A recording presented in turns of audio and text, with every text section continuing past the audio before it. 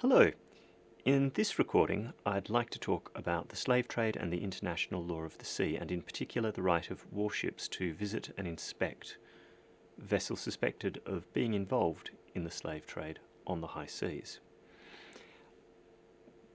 Probably best to start this discussion with a little history. So, in the 19th century, slavery itself was not a practice recognised as being prohibited by international law. So it's not surprising that international law didn't prohibit the transport of slaves. And therefore, it's unsurprising there was never an established customary international law right to board and inspect vessels on the high seas suspected of being engaged in the slave trade. Now, the United Kingdom did for a period assert that there was such a right in international law, and it principally asserted it against vessels of the United States, and did so in the earlier part of the 19th century. But it later abandoned that claim because it was causing too much controversy and diplomatic difficulty, and instead preferred to conclude bilateral and multilateral conventions that allowed for the inspection of ships on the high seas. So it's fairly clear under that set of circumstances that by the end of the 19th century, any right to visit and search vessels suspected of being involved in the slave trade arose under treaty law and not general international law or customary international law. So in the period 1831 to 1890, there were numerous treaties concluded, and the capstone of all of these was the Multilateral General Act of Brussels, and all of these provided that states could inspect each other's vessels on grounds of suspicion of involvement in the slave trade. So this was a reciprocal regime among the states that were signatories to the conventions. Now, interestingly, by the time we come to the 20th century, the Slavery Convention of 1926 and the Supplementary Slavery Convention of 1956, neither of those make any reference at all to visit and inspection on the high seas. And this leaves what has been called only a crumbling structure of 19th century law in place regarding the issue. Now, the Geneva High Seas Convention of 58, and the UN Convention on the Law of the Sea of 1982 both included a right of visit and inspection by warships or other ships on government service of foreign vessels suspected of involvement in the slave trade. And in both cases, however, it's important to note that this right is limited simply to the question of visit and inspection. There is no further right to arrest or detain a vessel or prosecute the persons responsible in the manner, for example, we would see in the case of piracy. So it's important to consider in this context then the treaty provisions. So let's take a look at those. The UN Convention on the Law of the Sea says in Article 99, every state shall take effective measures to prevent and punish the transport of slaves in ships authorised to fly its flag and to prevent the unlawful use of its flag for that purpose. Any slave taking refuge on board any ship, whatever its flag, shall ipso facto be free. Article 110 provides for the right of visit, except where acts of interference derive from powers conferred by treaty. A warship which encounters on the high seas a foreign ship is not justified in boarding it unless there is reasonable grounds for suspecting that the ship is engaged in the slave trade, among others. So we have a prohibition, we have a right of visit and inspection, but we do not have a right here of arrest, of prosecution, or any express right to liberate the slaves. Although one could note that Article 99, second sentence, opens the door to, say, an intercepting warship's captain to invite any suspect slaves onto his vessel. All right, then if we look at the Geneva High Seas Convention provisions, remember these come earlier in time. Article 13, every state shall adopt effective measures to prevent and punish the transport of slaves in ships authorised to fly its flag and to prevent the unlawful use of its flag for that purpose. Any slave taking refuge on board any ship, whatever its flag, shall ipso facto be free. All looks very familiar. Article 22.1, except where acts of interference derived from powers conferred by treaty, or warship which encounters a foreign merchant ship on the high seas is not justified in boarding her unless there is reasonable grounds for suspecting that the ship is engaged in the slave trade. So all of this seems quite familiar. But it's notable that despite the obligation upon every flag state to prevent and punish the use of its flagged vessels for slave transports, no right of interference beyond boarding and inspection is actually conferred by the text of the treaties. So a warship encountering a foreign flagged vessel actually engaged in the slave trade is limited to informing the flag state or perhaps seizing the vessel if inspection reveals it to be stateless. So while some authors have contended that the reiteration of this limited right in the two major successive treaties on point evidences that this general right of boarding and inspection has reached customary international law status, there is nothing further in the treaty law practice, at least, that suggests it's accompanied by a right to seize the vessel. Now, this leaves open the question of, well, what actually counts as slavery? And could there perhaps be an overlap between slavery and migrant smuggling? Because one of the limitations we've seen perhaps in the counter-migrant smuggling arrangements is that they're heavily dependent on flag state consent. So what about a right of boarding and inspection that might arise if there's overlap between migrant smuggling and the slave trade? Now, not every irregular migrant is a victim of human trafficking. If someone is being moved, if they've paid to procure their entry into another country, contrary to local legal regulations, and they've done so completely voluntarily and they're not being exploited or coerced, then they are an irregular migrant. They are not a victim of trafficking. But some irregular migrants by sea might be the victims of trafficking. Most human trafficking, in fact, occurs within a state and not across borders, but there are certainly examples of transnational human trafficking. So let's look at the definition. So under the UN Transnational Organised Crime Convention's Protocol Against Human Trafficking of 2000, Article 3 tells us that trafficking in persons shall mean the recruitment, transportation, transfer, harbouring or receipt of persons by means of the threat or use of force or other forms of coercion, of abduction, of fraud, of deception, of the abuse of power, or of a position of vulnerability for the purpose of exploitation. So, in essence, for our purposes, human trafficking includes recruiting or transporting people through force or coercion or the abuse of power with the intention or purpose of exploiting them. So, coercion in order to transport someone into a situation of exploitation is the essence of the offence. What then is exploitation? Exploitation shall include at a minimum the exploitation of the prostitution of others or other forms of sexual exploitation, forced labour or services, slavery or practices similar to slavery, servitude or the removal of organs. So certainly some conceptions of trafficking include slavery. But this very list suggests that things like forced labour or enforced prostitution or servitude are somehow things different to slavery. So the question is there any overlap between these categories, or is slavery something with a hard, tight definition that it's easy to bring, that's not easy to bring other things into? All right, so if we're looking at general international law for a definition of just slavery, slavery, including the transportation of slaves, usually involves the exercise of rights of ownership over a person. And that's the position taken under Article 1 of the Slavery Convention of 1926. Let's look at the wording. For the purposes of the present convention, the following definitions are agreed upon. 1.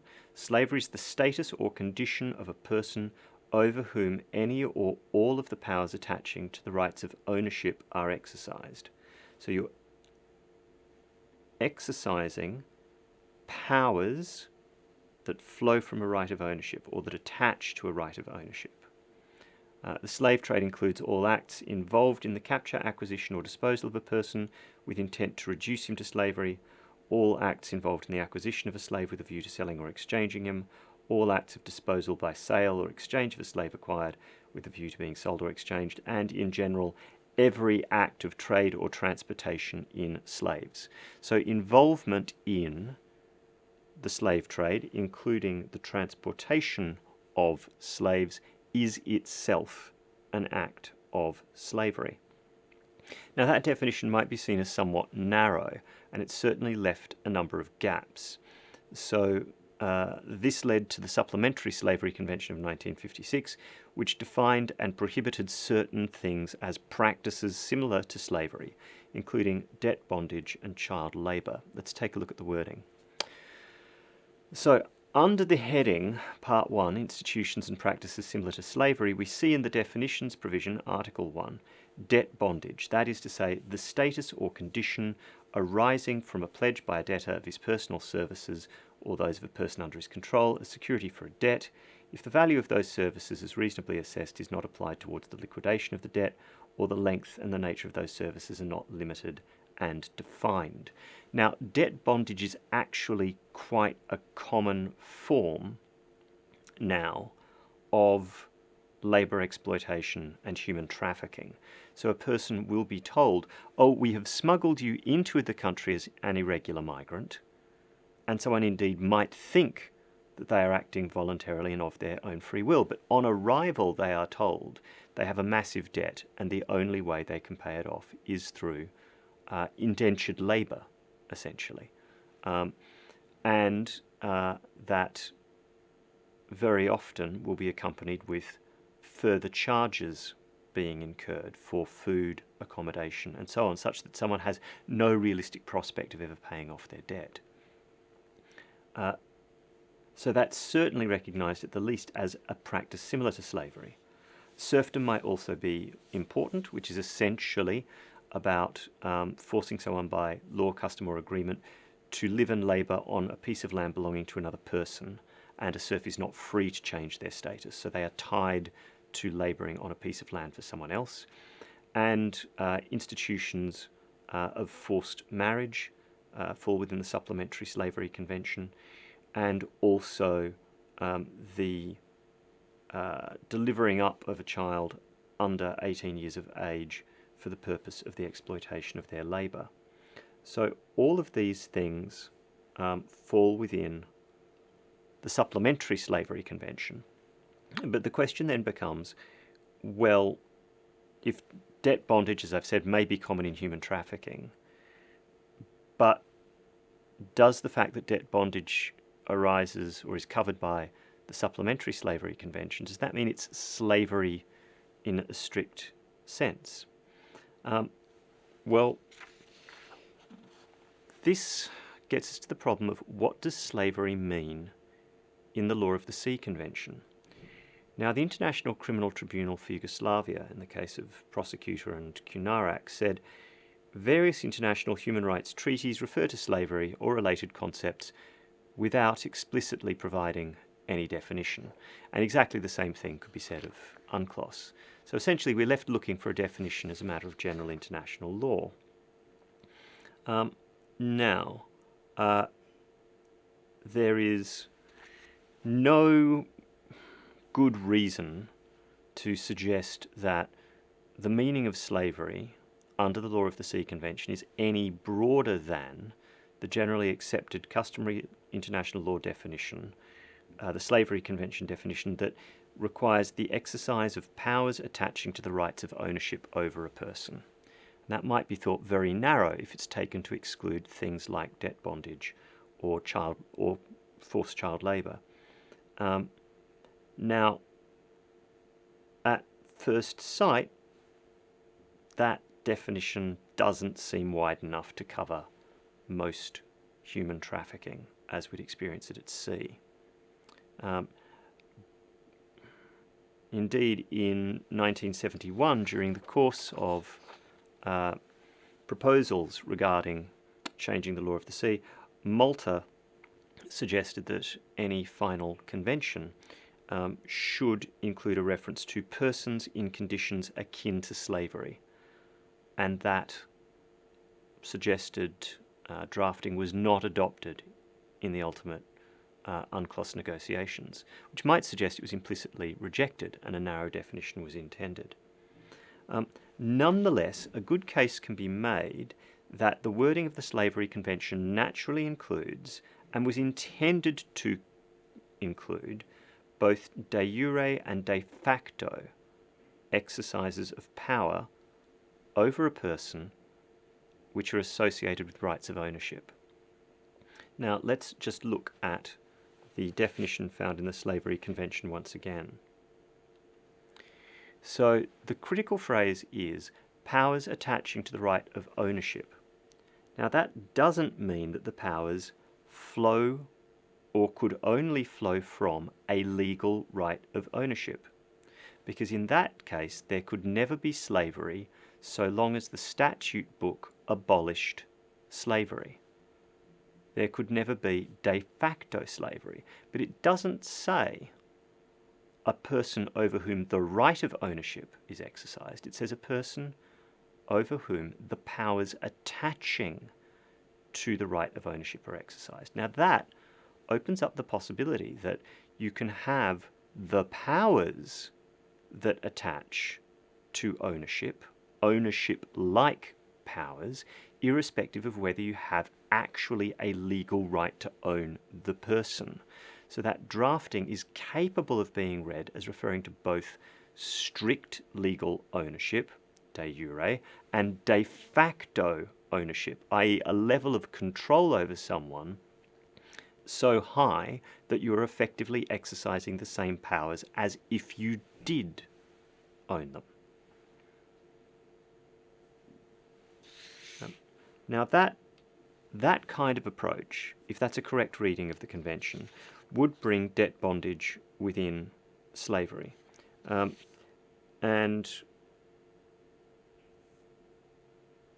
perhaps not all forms of human trafficking.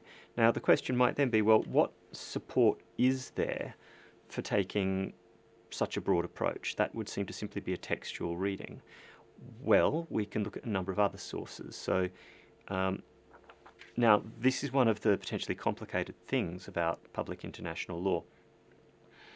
What Hilary Charlesworth calls the very negotiable nature of the sources. When we're dealing with an issue of interpretation like this, we can look around for other sources that appear to have dealt with the same issue, possibly from other branches of public international law, and we can even look at national case law. But all of these things will only be persuasive.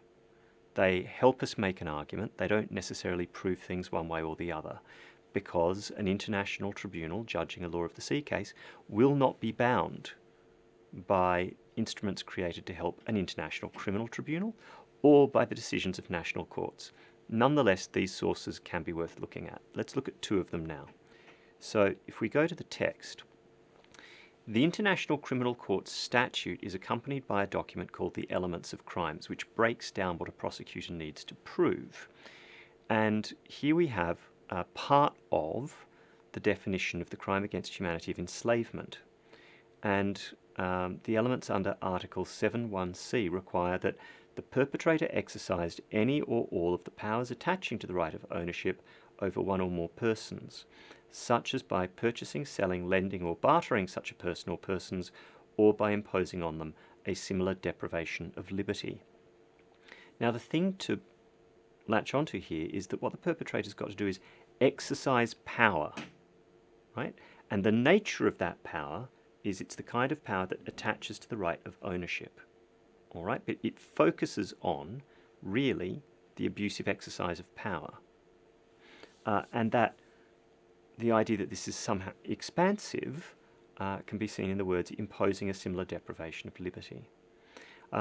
Now, footnote 11 to this element says, it is understood that such deprivation of liberty may, in some circumstances, include exacting forced labour or otherwise reducing a person to a servile status, as defined in the Supplementary Convention on the Abolition of Slavery, the Slave Trade and its Institutions and Practices of 1956. It is also understood that the conduct described in this element includes trafficking in persons, in particular women and children. So this would all seem very helpful, right? Trafficking in women and children, particularly in circumstances of debt bondage, as far as the ICC elements of crime are concerned, forms part of the crime of enslavement. So this seems to say the law, at least in international criminal law, is developing to the point where enslavement is a large enough idea to encompass both slavery, as ordinarily understood in the Slavery Convention, and also practices found in the Supplementary Slavery Convention. So these are all being brought under the heading of enslavement and not held apart as it were, slavery in the strict sense on the one hand and practices similar to slavery on the other. All right, let's look at our next possible source, which is the Australian case, the Queen and Tang of 2008. So Chief Justice Gleeson said, with Judges Gummow, Hayne, Hayden, Crennan and Kiefel agreeing, there is no status of slavery under Australian law. Legal ownership of a person is impossible. Consequently, Section 270 of the Commonwealth Criminal Code is concerned with de facto slavery. Now this makes the point we were talking about before. If the Article 1, 1926 Slavery Convention definition of slavery is read literally, as soon as you abolish slavery on the statute book, no one can be a slave. Now that can't be right. So how do you bring de facto slavery within the legal prohibition? Well, Chief Justice Gleeson says in section 270.1, the reference to powers attaching to the right of ownership which are exercised over a person in a condition described as slavery is a reference to powers of such a nature and extent that they are attributes of effective, although not legal, for that is impossible, ownership. So if you have powers such that you effectively, if not legally, are capable of exercising powers of ownership over a person, that is enough. And interestingly, Monash Law's own Jean-Alain was cited in support of this proposition. All right, now, why am I spending all this time on the question of whether slavery might have a somewhat expansive definition for the purposes of the law of the sea? Isn't this all a bit hypothetical? Well, it's not completely abstract. Certainly, debt bondage could be relevant to high seas visit and inspection of foreign vessels, as there have been reports of many people working effectively as slaves in the high seas fishing industry, in situations where they've been told that they're working to pay off a debt where they have no realistic chance of paying what they're told they owe, or where wages are withheld and they are effectively imprisoned. So in 2012 there was a major report by the UN Office on Drugs and Crime called Caught at Sea, which summarised major forced labour scandals that had rocked the fishing industries of Thailand, the Ukraine, Scotland and New Zealand over the last 10 years or so. So the problem appears widespread. And in that sense, one could imagine a Coast Guard or naval vessel asserting a right to board and inspect a fishing vessel and make inquiries of the conditions of fishermen on board, at least hypothetically. The question then arises, well, does the slave trade by sea still occur in a strict or narrow sense, actually moving people to literally sell them as slaves?